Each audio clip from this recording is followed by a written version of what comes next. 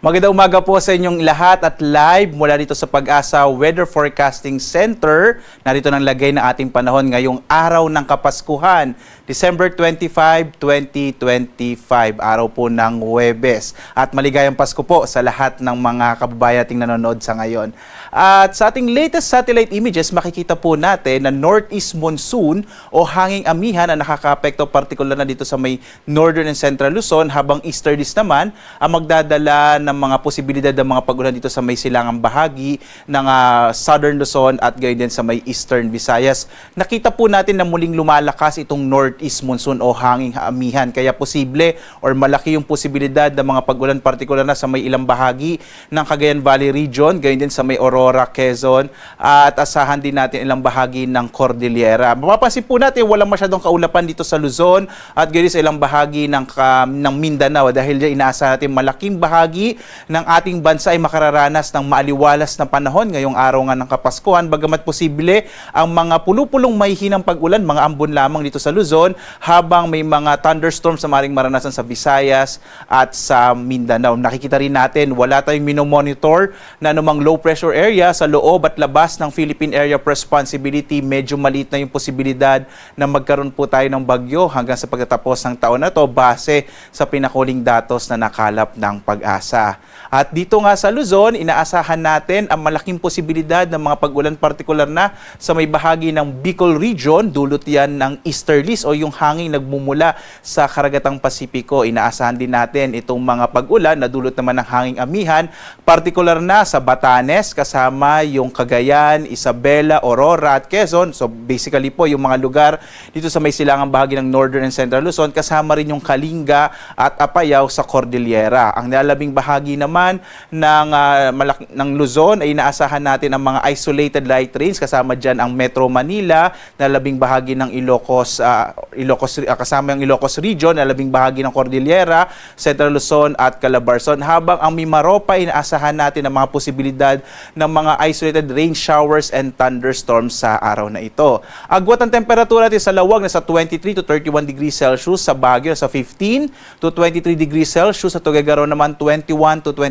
degrees Celsius, sa Metro Manila 23 to 29 degrees Celsius, Tagaytay 21 to 28 degrees Celsius, habang sa Legazpi 24 to 30 degrees Celsius. Inaasahan natin na bababa pa po ang temperatura sa mga susunod na araw, lalo't inaasahan nga natin itong paglakas pa ng hanging amihan or northeast monsoon.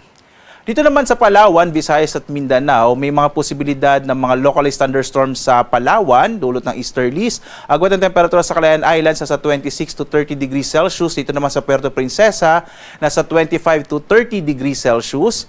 Sa bahagi naman ng Northern Samar, posible pong maging maulap yung kalangitan na may mga pag-ulan sa araw na ito, at ang nalalabing bahagi ng Kabisayaan ay makararanas ng mga isolated rain showers and thunderstorms. Agwat ang temperatura sa Iloilo, 25 to 31 degrees Celsius. Sa Cebu naman, nasa 26 to 31 degrees Celsius. Sa Tacloban, 24 to 31 degrees Celsius. Ang Kalakhang Mindanao naman ay makararanas ng mas maaliwalas sa panahon sa araw na ito, bagamat posible pa rin po yung mga localized rain showers and thunderstorms. Mag-i-issue po tayo ng mga thunderstorm advisories kapag may namamataan tayo mga kaulapan na maaaring magdala ng mga pagkidlat at pagkulog. Agwat ang temperatura sa Zamboanga, nasa 24 to 33 degrees Celsius, sa Cagayan de Oro 24 to 31 degrees Celsius, habang sa Davao 25 to 32 degrees Celsius. At dahil nga sa paglakas ng amihan, tayo po ngayon ay may naka-issue na gale warning, partikular na dito sa may Batanes. Inaasahan nating maalon hanggang sa napakaalon ang magiging lagay ng karagatan sa may hilagang baybayin ng Hilagang Luzon. Ito yung area ng Batanes. Iwasan mo ng pumalaot, lalong-lalo na yung mga maliit sa sakyang pandagat, malilit na mga bangka sa mga baybayin ng Batanes. Sa may area naman ng Luzon, inaasahan natin yung katamtaman hanggang sa maalong karagatan, habang ang nalalabing bahagi ng ating bansa, banayad hanggang sa katamtaman naman ang magiging kondisyon ng ating karagatan. Mag-ingat po pag may thunderstorms. Kung minsan nagpapalakas yan ng alon ng karagatan, lalong-lalo na para sa mga maliliit na sasakyang pandagat. Narito naman ating inaasahang magiging lagay ng panahon towards the weekend. Inaasahan natin magpapatuloy yung epekto ng northeast monsoon, lalo't may surge pa rin po tayo, kaya posible pa rin ang mahihinang mga pag-ulan sa may silangang bahagi ng Luzon. Mahina sa katamtamang mga pag-ulan, habang may mga kalat-kalat na mga pag-ulan sa may area ng Bicol region at ng area ng Eastern Visayas hanggang araw ng Sabado.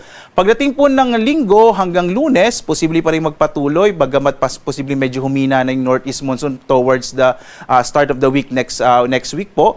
Pero inaasahan pa rin natin ang mga light rains, lalong-lalo na sa may area ng Cagayan at Isabela, habang may posibilidad din ng mga pag-ulan sa Bicol region at sa may Eastern Visayas pagdating ng araw ng Linggo hanggang Lunes. Ang magandang balita, base pa rin sa datos natin, maliit yung posibilidad na magkaroon tayo ng bagyo sa mga susunod na araw. So malaki pong bahagi ng ating bansa sa mga susunod na araw po ay generally fair weather, bagamat may mga light rains sa Luzon, mga thunderstorm naman sa Visayas at sa Mindanao. Ang araw naman natin ay sisikat mamayang 6:18 na umaga at lulubog ganap na 5:34 ng hapon.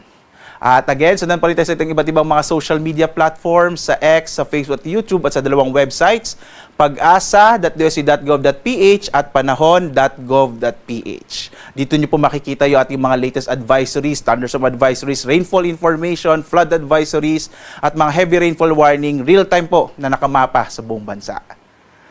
At live na nagbibigay update mula rito sa Pag-asa Weather Forecasting Center. Ako naman si Obet Badrina. Maghanda po tayo lagi para sa ligtas na Pilipinas. Muli po, maligayang Pasko sa inyong lahat. Salamat sa patuloy niyong pagsubaybay. Merry Christmas and a blessed New Year po sa inyong lahat.